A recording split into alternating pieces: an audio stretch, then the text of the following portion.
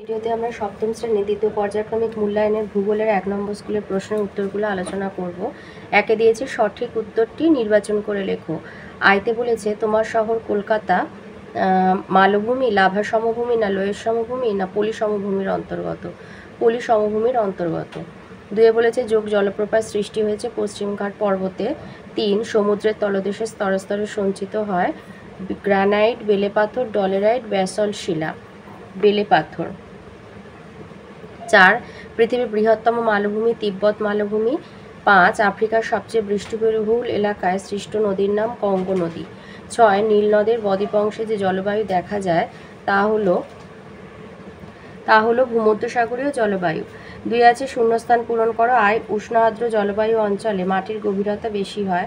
2 আফ্রিকার নাইজার নদীকে তেলের নদী বলা হয়। 3 আইসল্যান্ডে লাভা সমভূমি দেখা যায়। 3 আছে 2-1 কথায় উত্তর দাও। আইতে দিয়েছে অ্যাটলাস পর্বতমালার সর্বোচ্চ শৃঙ্গের নাম কি? মাউন্ট তৌবকল। 2 ভারতের অবস্থিত স্তূপ পর্বতের নাম সাতপুরা। 3 মাটি সৃষ্টির প্রাথমিক অবস্থাকে বলে রেগোলিথ। 4 সাহারা মরুভূমিতে দিনের বেলায় মাঝে মাঝে প্রবল বালির ঝড়কে কি বলে? সাইমোন। এবারে 4 আছে টিকা লেখো। আইতে দিয়েছে জল বিভাজিকা। এটা তোমাদের বইয়ের 49 পৃষ্ঠায় রয়েছে।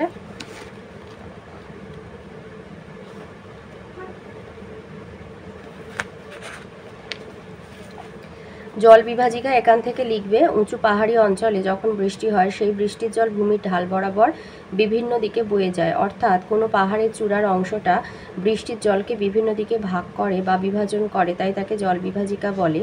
জল বিভাজিকার বিভিন্ন দিকে বয়ে যাওয়া জল একাধিক ছোট ছোট জলধারার মধ্য দিয়ে বয়ে গিয়ে মিলিত হয়ে মূল নদী তৈরি করে। 2 নম্বর টিকা দিয়েছে হামাদা। এটা আছে বইয়ের 117 পাতায়।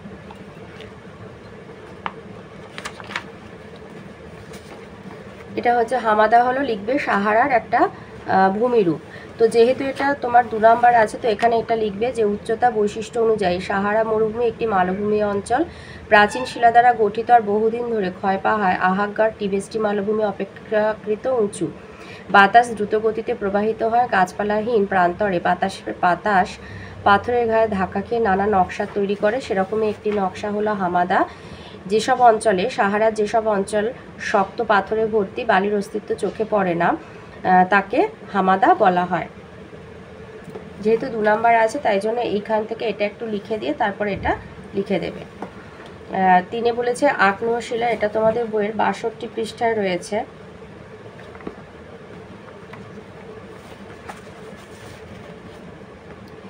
লিখবে জন্মের সময় পৃথিবী ছিল একটি আগুনের গোলা, পরে আস্তে আস্তে ঠান্ডা ও শক্ত হয়ে তৈরি হয় আগ্নেয় শিলা। আগ্নেয় শিলা গ্রানাইট, ব্যাসল্ট হচ্ছে এই ধরনের শিলার উদাহরণ। আগ্নেয় শিলা কঠিন এবং সহজে ভাঙে না। 4 আছে প্রস্থ উপত্যকা।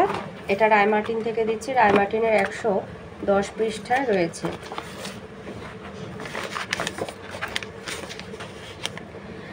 সংজ্ঞা হচ্ছে দুটি সমান্তরাল চ্যুতির মধ্যবর্তী অংশ নিচে বসে গিয়ে যে অবনত ভূমি সৃষ্টি করে তাকে গ্রস্ত উপত্যকা বলে। সৃষ্টির কারণ 1 হচ্ছে প্রবল ভূ আলোড়নের ফলে সৃষ্ট টান ও সংকোচনের জন্য শিলাস্তরে ফাটল বা চ্যুতি সৃষ্টি হয়। এরূপ দুটি সমান্তরাল চ্যুতির মধ্যবর্তী অংশ মহীভবক আলোড়নের কারণে নিচে বসে গেলে গ্রস্ত উপত্যকার সৃষ্টি হয়, আর পাশের অংশ দুটি স্তূপ পর্বতরূপে বিরাজ করে। যেমন রাইন নদীর উপত্যকা হলো গ্রস্ত উপত্যকা এবং দুপাশে স্তূপ পর্বত দুটি হলো ভোজ ও ব্ল্যাক ফরেস্ট। আবার মহীভবক আলোড়নের ফলে দুটি সমান্তরাল চ্যুতির মধ্যবর্তী অংশ উত্থিত হয়ে স্তূপ পর্বত সৃষ্টি হলে তার দুপাশের অংশ অবনত ভূমিরূপে গ্রস্ত উপত্যকায় পরিণত হয়। যেমন সাতপুরা হলো স্তূপ পর্বত আর তার দুপাশে নর্মদা আর তাপ্তি নদীর উপত্যকা দুটি হচ্ছে গ্রস্ত উপত্যকা। 5 আইতে আছে চিত্রসহ অশ্বক্ষুরাকৃতির হ্রদ কাকে বলে লেখো।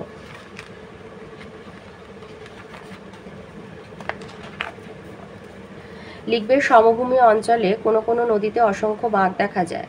নদীর এই বাঁক ক্রমশ আয়তনে বৃদ্ধি পায় এবং একসময় বাঁকের মধ্যবর্তী স্থান সংকীর্ণ হয়ে পরস্পরের কাছে এসে ক্ষয় পেয়ে দুটি বাঁক মিলিত হয় এবং নদী সোজা পথে চলতে থাকে। ফলে ফেলে রাখা নদীর বাঁকটিতে জল জমে হ্রদের সৃষ্টি হয়। এই হ্রদের আকৃতি অনেকটা ঘোড়ার খুরের মতো বলে একে অশ্বক্ষুরাকৃতির হ্রদ বলে। যেমন মুর্শিদাবাদ জেলার গঙ্গা নদীর দুপাশে এই ধরনের হ্রদ দেখতে পাওয়া যায়। আর তার সাথে এই ছবিটা দিয়ে দেবে, যে অশ্বক্ষুরাকৃতির হ্রদ সৃষ্টির বিভিন্ন পর্যায় এই ছবিটা এঁকে দেবে। অথবাতে দিয়েছে গিরিখাত এবং ক্যানিয়নের পার্থক্য লেখো। এটা রায়মার্টিনের 135 পৃষ্ঠায় রয়েছে।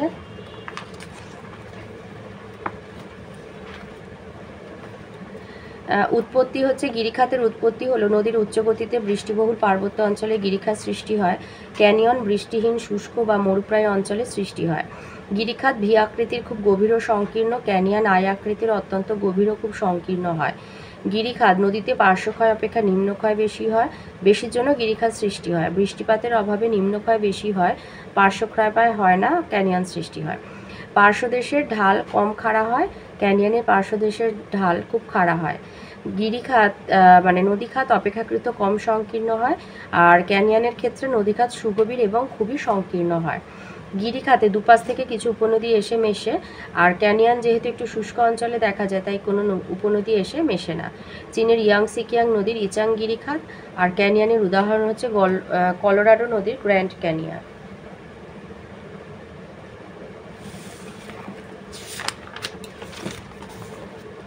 দুয়ে দিয়েছে বহুমুখী নদী পরিকল্পনার উদ্দেশ্যগুলো কী কী, এটা রায়মার্টিনের 296 পৃষ্ঠায় রয়েছে।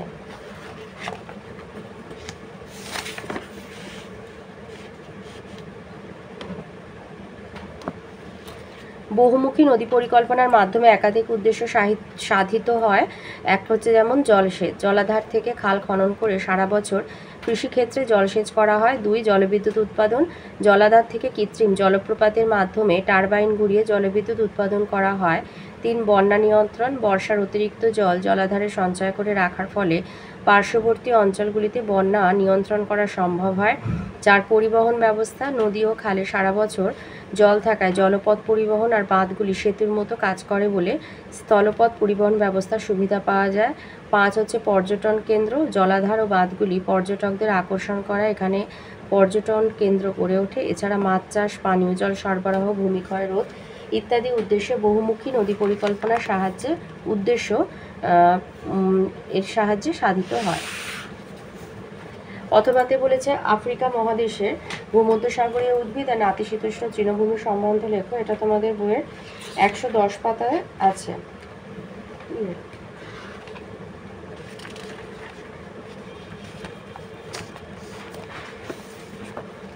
ভূমধ্যসাগরীয় উদ্ভিদ লিখবে। আফ্রিকার একেবারে উত্তর পশ্চিম ও দক্ষিণ পশ্চিম অংশে ভূমধ্যসাগরীয় জলবায়ু দেখা যায়।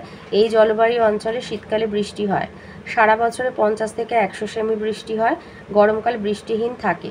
পাতায় নরম মোমের আস্তরণ দেখা যায়। জলপাই ও কাঁকড়ো, ডুমুর, কর্ক গাছগুলো এখানে জন্মায়। গরমকালে জলের সন্ধানে গাছের মূলগুলো অনেক গভীরে চলে যায়। কমলালেবু, আঙুর এসব ফলের বাগান খুব চোখে পড়ে। এটা হলো ভূমধ্যসাগরীয় উদ্ভিদ। আর নাতিশীতোষ্ণ তৃণভূমি রয়েছে, যেটার আর একটা নাম হলো ভেল্ট। আফ্রিকা মহাদেশের দক্ষিণ দিকে কালাহারি মরুভূমি আর ভারত মহাসাগরের ধারে উপকূল অঞ্চলে শীতকালে বেশ ঠান্ডা পড়ে, গরমকালে মোটামুটি গরম। শীত গ্রীষ্মের তাপমাত্রার মধ্যে পার্থক্য খুব বেশি। এখানে মরু অঞ্চলের থেকে একটু বেশি বৃষ্টি হয়। উঁচু পাহাড়ের ডালে পপলার, উইলো এইসব গাছ দেখা যায়। সমভূমি এলাকায় ছোট খসখসে সবুজ ঘাস দেখা যায়। এই তৃণভূমিকে বলে ভেল্ট। 6 রায়তে দিয়েছে মানব জীবনে পর্বতের প্রভাব আলোচনা করো, এটা তোমাদের বইয়ের 44 পৃষ্ঠায় রয়েছে।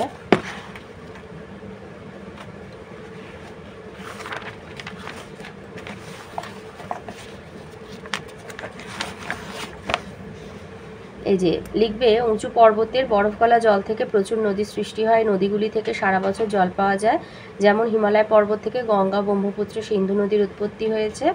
2 হচ্ছে জলীয় বাষ্পপূর্ণ বাতাস, পর্বতে বাঁধা পেয়ে বৃষ্টি হয়। হিমালয় পর্বতে বাঁধা পেয়ে দক্ষিণ পশ্চিম মৌসুমী বায়ু ভারতে বৃষ্টিপাত ঘটায়। 3 পর্বত বিরাট প্রাচীরের মতো উষ্ণ আর শীতল বায়ুপ্রবাহকে আটকাতে পারে।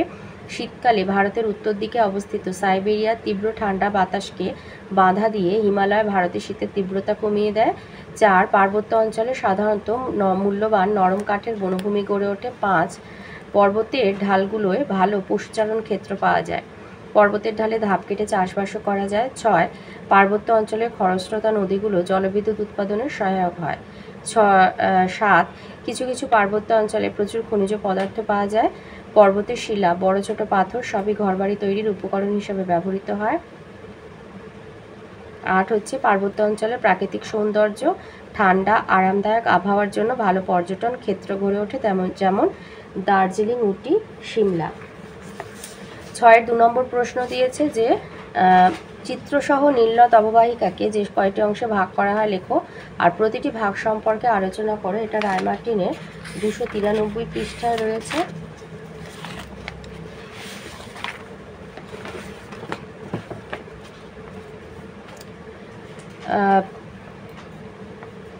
এই যে লিখবে, ভূপ্রাকৃতির বৈচিত্র্য অনুযায়ী নীলনদকে 5টি ভাগে ভাগ করা হয়। নদীর উৎস অঞ্চল বা উৎপত্তিস্থলে উঁচু মালভূমি, হ্রদ অঞ্চল, অববাহিকার উচ্চ অংশ, মধ্য অববাহিকা বা অববাহিকার উঁচু নিচু তৃণভূমি, অববাহিকার নিম্ন অংশ, মোহনার কাছে সমভূমি আর বদ্বীপ অঞ্চল।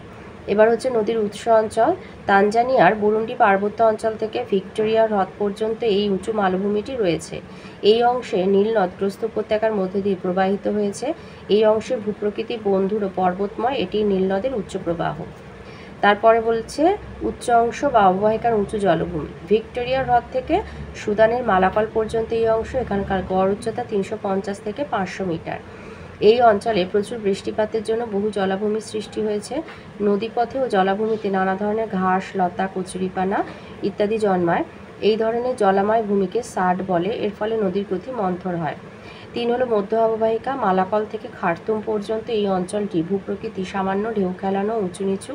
এখানকার বিস্তীর্ণ তৃণভূমিকে সাভানা বলে। এই অঞ্চলকে জেরিরা সমভূমিও বলে। এটি নীলনদের মধ্য অববাহিকা। নিম্ন অংশ খার্তুম থেকে কায়রো পর্যন্ত অংশে নীলনদ মরুভূমির মধ্যে প্রবাহিত। এই অঞ্চলটিতে নীলনদ ধাপে ধাপে উত্তর দিকে নেমে গেছে, ফলে নদী অনেকগুলি খরস্রোতের মধ্যে দিয়ে প্রবাহিত হয়েছে। খার্তুম থেকে আসোয়ান পর্যন্ত অংশে মাঝে মাঝে কঠিন শিলাস্তর, ক্যাটারাক্ট বা জলপ্রপাত সৃষ্টির মাধ্যমে কর্তিত উপত্যকা সৃষ্টি করেছে। আসোয়ান থেকে কায়রো পর্যন্ত অংশে পলি সঞ্চয়ের মাধ্যমে সৃষ্টি হয়েছে নিম্ন অববাহিকা।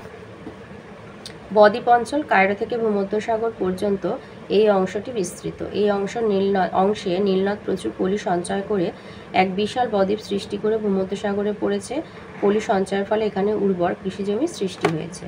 তো এই ছিল আজকের আমাদের 7ম শ্রেণীর দ্বিতীয় পর্যায়ক্রমিক মূল্যায়নের ভূগোলের 1 নম্বর স্কুলের প্রশ্ন।